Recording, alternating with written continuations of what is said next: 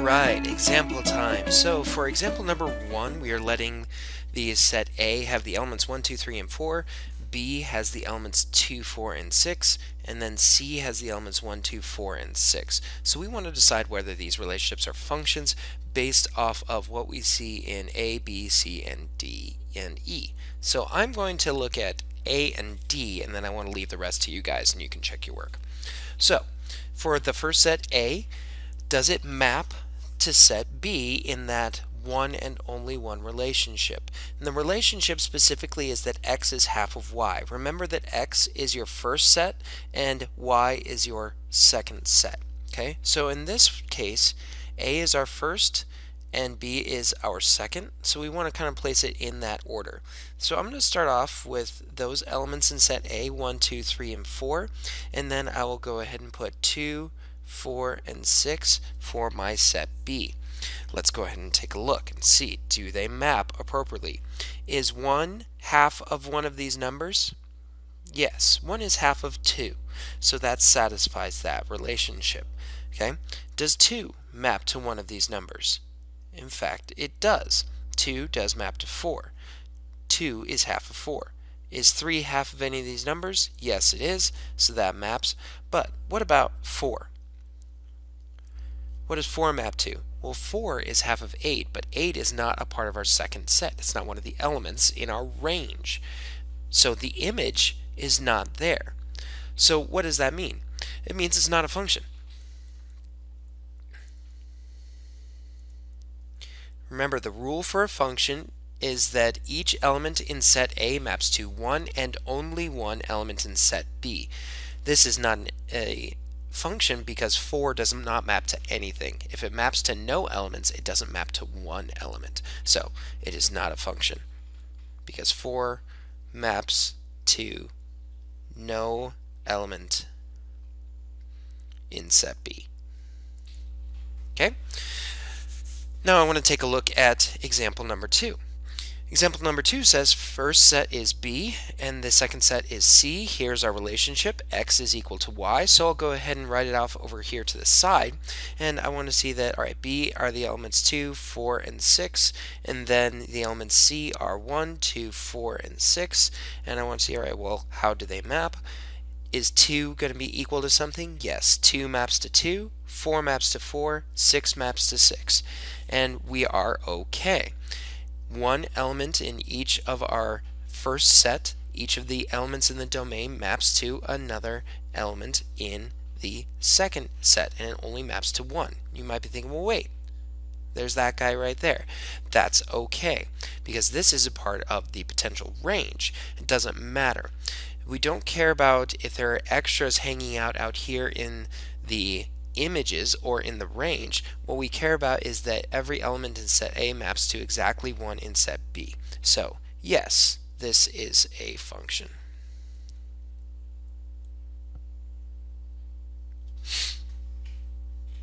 Okay, so go ahead and take a look at B, C, and E. Pause the video at this point and then resume once you have seen, once you've completed it, so you can check your work.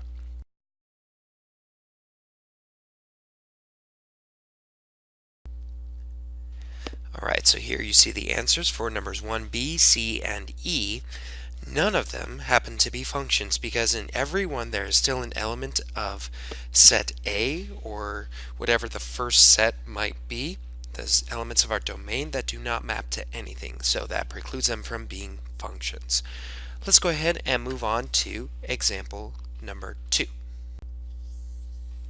Okay, for example 2, when we're trying to describe the relationship using equations, we're just like writing out the math sentence. That's essentially what we're doing. So when we say y is the quadruple of x, one thing I want to recognize that word is really powerful. That's equal. Quadruple is like we are multiplying something by 4. What is it that we are multiplying by 4? We're multiplying x by 4. So y is quadruple x. Take that x value, multiply it by 4, and that will give you a y value. Okay? Let's take a look at B. 2/10 of x is y. So again, I see that is word and I see y, so I can start off with y. Doesn't matter the order that you put these in, but the other thing I see is that word of. That's That's multiplication, right? Now, so 2/10 of x, that means those are the two things I should be multiplying. 2/10 x is y, and that's what we get. Okay, so go ahead and take a look at C and D, see if you can write those out on your own.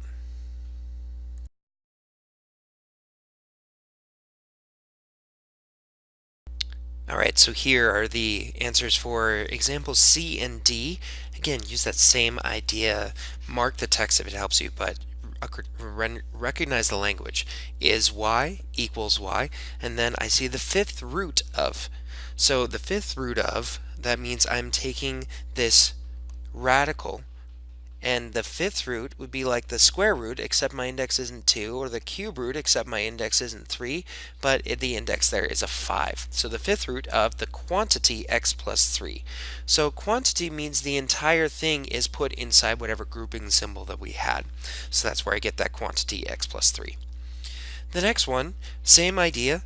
We are taking the square of x, and we are taking 5 more of that to get y. Well, 5 more, that word more should be implying to us, generally that's going to mean addition, right? So that means x squared plus 5 is equal to y, and that's that. Let's go ahead and take a look at the next page. All right, so for example number 4, we've got two different functions, functions a and b. I'm going to look at function A, and then I want you to look at function B, but you're going to put an X in any cell that cannot be completed for whatever reason. If there's no value in the domain or if there's no value in the range, it's not going to work. We want to make sure that that's accounted for. Then we want to write down the domain and decide if y equals 0 is in the range of the function. Then I want you to justify your decision. Okay, so let's go ahead and take a look at this first one.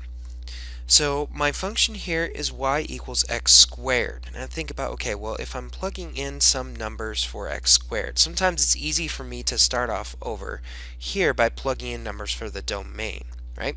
So what's my image when x is equal to 10?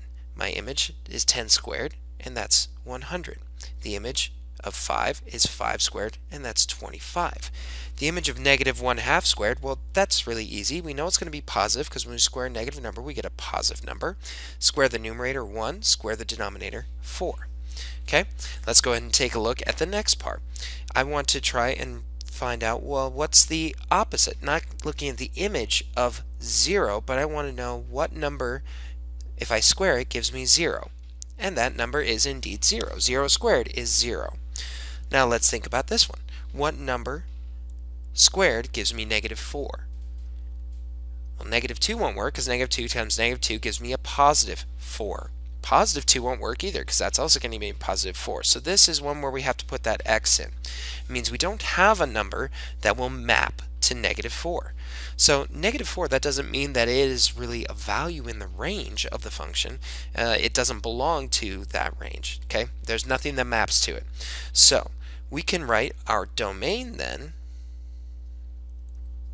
Really, we can square any number we want. That's not a big deal. For what you want to think about with your domain, think about, is there any number that you cannot plug in as an input for x? And it doesn't matter what the number is, I can always square it. So I can say that x is going to belong to all real numbers. Okay, but for the next part, decide if y equals 0 is in the range of the function, and we say yes. Y equals 0 is in the range. How do I know?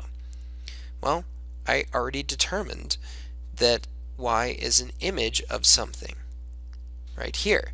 We knew that y was 0 was the image of 0. 0 squared gave me 0. So that worked out just fine. So now I want you to take a look at the rational function y equals x. You do that on your own and then check with me.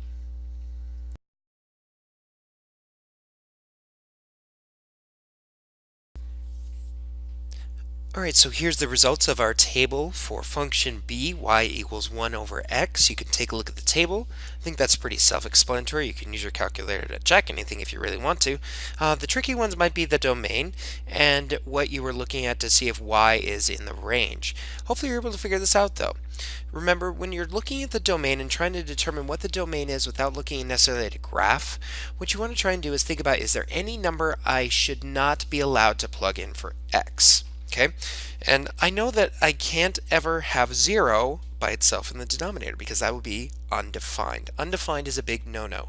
Okay, so x can be any real number we want as long as or such that x does not equal 0, and that's our domain. So what about for the range then? Is 0 an image of something in this function? And we think about it, well, really, no. Y equals 0 is not in the range. It would never be an image because no matter how big x is, you will always have a very small fraction. Even if x was some obnoxiously big number like a billion, you'd still have 1 over 1 billion. Okay, 1 over 10 billion, or 1 over 10 times 10 to the 10 billionth power. It would be extremely small, and for all intents and purposes it would be 0. But technically, no. 0, true 0, is not in the range of our function. Okay, let's go ahead and take a look at our last example, number 5. Alright, so for our last one, number 5, again, I'll do a couple of examples. I'll go and do A and B, and then I want you to try and justify a true or false statement for answer C or D. We're just trying to evaluate statements here, and that's it. So, here, x equals -4 is an element of the domain of the function, so x equaling -4. Am I allowed to have that in my function? Well, that would mean I would have y equals 3 over -4 plus 4. And when I get 3 over -4 plus 4, that's 3 over 0. But that is undefined. Is that allowed? No. So that is false. Okay? Because we would end up with an undefined value. X equals -4 does not map to anything.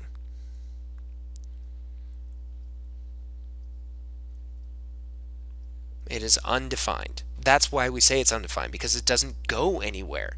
Okay, so the next thing we would look at, y equals x to the third, cannot take the value of -1. Essentially what we're saying there is, can it take the value of -1? I can look at this in two ways if we're not really sure, and I can always try and verify it. But the way that I understand this is, hey, is -1 allowed to be in my range? Can it take that value?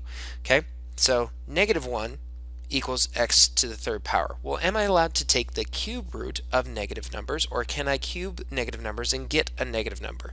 And think about, well, what if I plug in -1 to the third power? What do I end up with? Well, that's -1 times -1 times -1. That indeed does give me -1. So this statement is in fact true. Okay, so go ahead and see that C or D, whether or not those are true or false.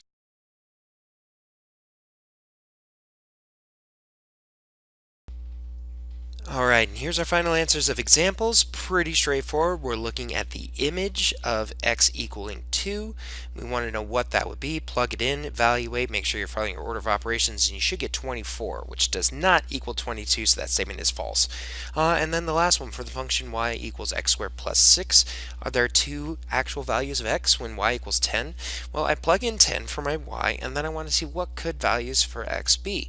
I can think about solving for x here, and we do some simple algebra by subtracting by x, and we think about what undoes a square. We could take the square root. And now whenever I take the square root of things, I can really think about them as having a positive and a negative number. You can also think about this as, what numbers could I plug in to where I'd still get this being a true statement if y equaled 10. I could plug in a positive 2 or a negative 2, and that's that. Alright guys, go ahead and get started on your homework assignment. If you finish early, go ahead and try to do some quizzes on CERT for schools. I recommend quizzes 11 through 13 if you haven't done those already. Those are going to be your geometry quizzes, or quizzes 9 and 10 I believe are on functions. So you might even pick up a little bit from that. Thanks guys, have a wonderful day, and I will see you next week.